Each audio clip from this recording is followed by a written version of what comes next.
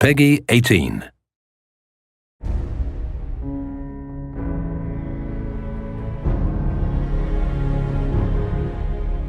One of the other big additions to the game, building settlements. That was really, really cool. That was a big surprise to a lot of people.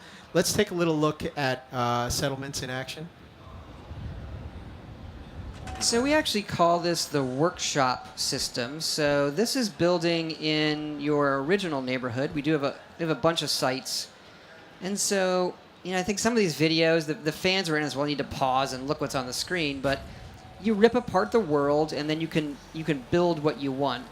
The inspirations here I think are pretty clear, things like Minecraft and other things we like, and it's a really great fit for Fallout.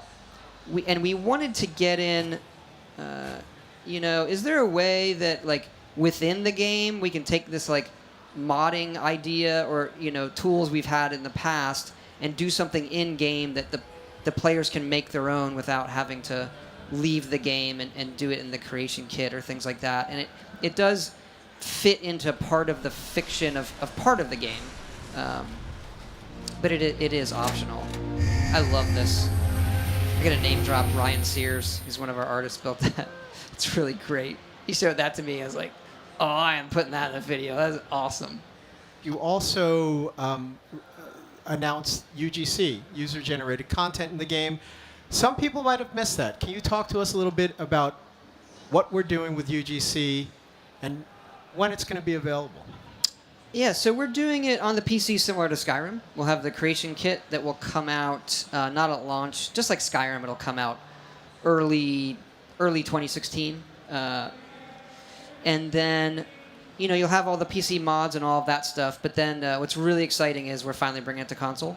So working with Microsoft. So once we get it out on the PC with the creation kit, it's then going to come to Xbox One.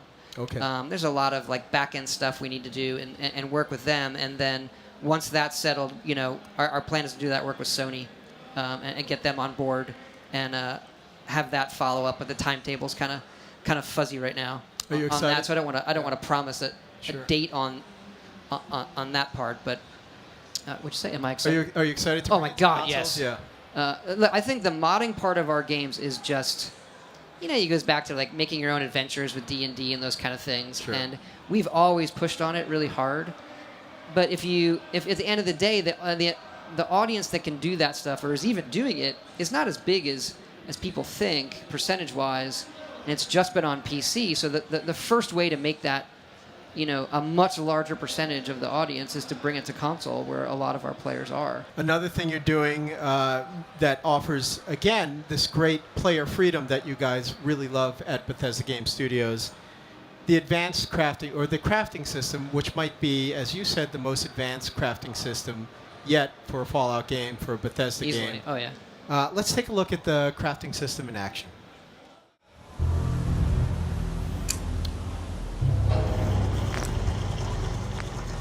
Todd, tell us, how does the crafting work, and why is it the most advanced crafting system you've ever offered the players? The main gist of it is that we have all this junk around the world. So it sort of started if you looked at alchemy in Skyrim, but imagine that was on everything. And so that stuff in the beginning of the game that you would just think is crap and laying around, you would then realize oh, I need the baby bottle because it has X.